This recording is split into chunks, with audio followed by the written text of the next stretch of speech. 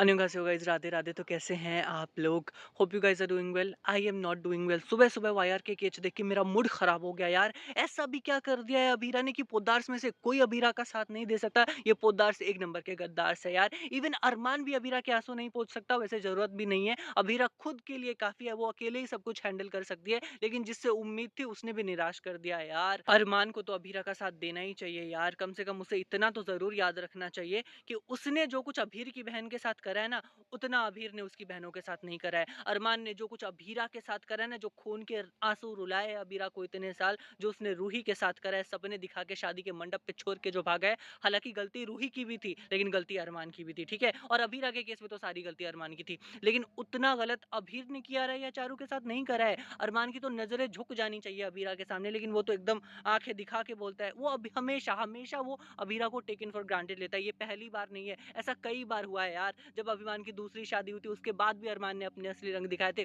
जब अभीरा ने विद्या को जेल भेजा था क्योंकि विद्या की गलती थी, तब भी अरमान ने अपने असली रंग दिखाए थे। तब भी रूही रूही ने अभीरा का साथ दिया था, लेकिन अरमान ने नहीं दिया था। अभीरा को तब भी इस बात से दिक्कत नहीं हुई थी कि अरमान विद्या का साथ दे रहा है, अपनी माँ का साथ दे रहा है, लेकिन अरमान को इस बात से दिक्कत हो गई थी कि अभीरा अपने भाई का साथ दे रही है। और आज भी अरमान समेत पोद्दार्स को इसी बात से दिक्कत हो रही है कि अभीरा अपने भाई का साथ दे रही है। कैसे ना दे वो अपने भाई का साथ यार। बिन माँ के बच्चों को खून के आंसू जो ये लोग रुला रहे हैं ना, बहुत बुरा होगा इन लोगों के साथ यार। और इनके साथ जितना भी बुरा होता है ना, वो सब इनकी करनियों का फल ही होता है। अरमान ने इतना गलत कर दिया अभीरा के साथ, वो सब भूल गया है अरमान, लेकिन अभीर की गलतियां उसको बार बार याद आती रहती है। और अभीरा क्या कह रही है? अभीरा तो यही कह रही है ना कि दोनों की गलती है, जो कुछ भी हुआ है उसके लिए दोनों जिम्मेवार है, लेकिन अरमान के लिए सिर्फ और सिर्फ अभीर जिम्मेवार है यार। अभीरा भी चाहती तो सारा ब्लेम कियारा पे डाल सकती थी, लेकिन अभीरा नहीं डालेगी क्योंकि वो अरमान की तरह खिसकी हुई नहीं है। अरमान कहता है कि लड़कियां इमोशनल होती हैं, लड़के मीठी मीठी बातें करके उन्हें अपनी बातों में फंसा लेते हैं, और अभीर ने वैसे ही कियारा को फंसाया है।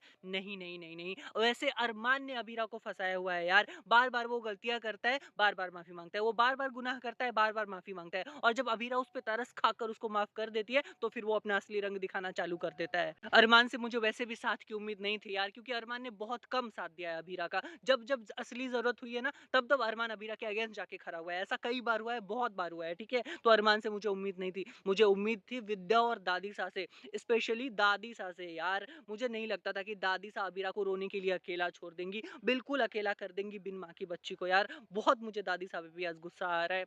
उनको तो कम से कम अबीरा को समझना चाहिए, अबीरा का साथ देना चाहिए। उन्होंने तो बेटी माना था ना अबीरा को, लेकिन आज अपने घर की बेटी की बात आई तो उन्होंने अबीरा को अकेला कर दिया। वाह!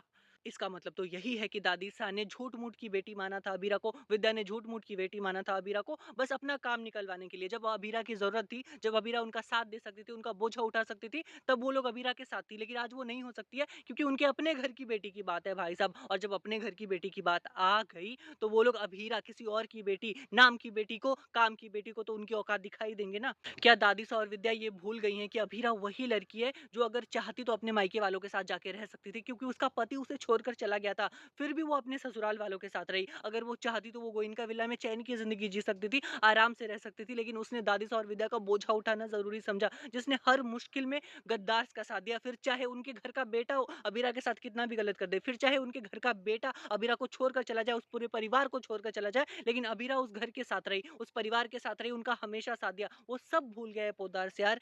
और आज अभीरा के एहसानों को भुलाकर, अभीरा के एहसानों को भुलाकर वो लोग अभीरा के अगेंस्ट में हो गए हैं, क्योंकि अभीरा अपने मायके वालों का साथ दे रही है, अपने भाई का साथ दे रही है। छी है यार उनके साथ। पर पोद्दार्स को ना याद रखना चाहिए, लेकिन वो लोग तो एहसान फरामोश है, जिन्होंने अपने घर के बेटे को पाँव की जूती बना के रखा इतने सालों तक, जिन्होंने शिवानी के साथ इतना अन्याय किया। उनके लिए अभीरा किस खेत की मूली है यार? अभीरा किस खेत की मूली है? वो बस साथ देने के लिए जरूरी है, लेकिन जिस दिन वो अपने मायके वालों का साथ देगी, अपने भाई का साथ देगी, वो पराई हो जाएगी। वो सब लोग भूल जाएंगे कि अबीरा ने कितने एहसान करे उन पर। उनके बेटे से भी ज्यादा एहसान करे हैं अबीरा ने उन पर। उनके बेटे को जितना साथ देना चाहिए था ना पोद्दार्स का, उससे ज्यादा साथ अबीरा ने दिया है पोद्दार्स का। हर कदम कदम पे हर किसी का साथ दिया है, और आज अकेली रह गई है वो। लिटरली मेरा खून खौल रहा है यार। पोद्दार्स को कोई तो आके ये सारी बातें याद दिलाए। मुझे रूही की बहुत याद आ रही है। काश वो आके सबको उनके गुनाहों का एहसास करवाती, उनको याद दिलवाती कि उन्होंने क्या क्या करा है, और अबीरा ने कितना साथ दिया है उनका, स्पेशली अरमान को यार। अब मैं अरमान हेटर हो जाऊंगा, because I am saying the fact. Actually देखा जाए ना, तो सारी गलती अभीरा की है कि वो जरूरत से ज्यादा अच्छी है, हमेशा दूसरों को सपोर्ट करती रहती है। अरमान अपने परिवार को छोड़कर चला गया, बंसस ने उन्हें घर से बाहर निकाल दिया, लेकिन अबीरा को उनका साथ देना था, इसीलिए आज वो अकेली रह गई है।